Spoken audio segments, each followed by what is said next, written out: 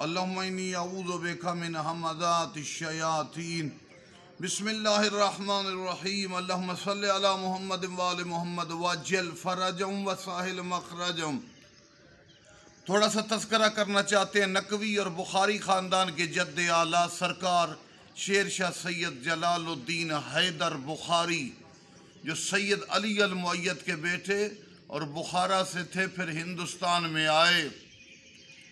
یہ امامزادہ بھی ہیں جلیل القدر اور بہت بڑی علمی مقام رکھنے والے عظیم با کرامت شخصیت، جن کا مدار اقدس مرجع خلائق ہے۔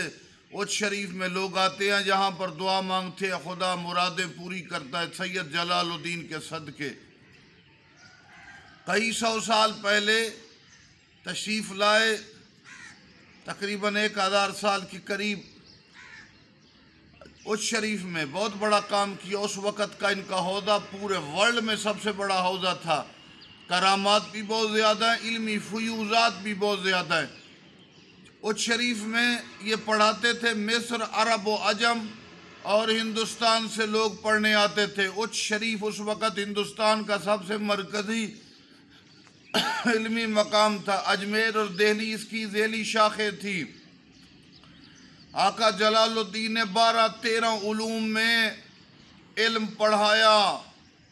مروجہ آج کل کی حوضوی جو تعلیم ہے، اس کے علاوہ جو اسکولوں میں ریاضی، الجبرا وغیرہ، جغرافیہ، ناصر، منطق، معنی، بیان، فلسفہ، اصول، کلام اور تمام علوم پڑھانے والے اتنے بڑے مرجع وقت تھے کہ پوری دنیا میں اس حوضے کا چرچا تھا اس زمانے میں۔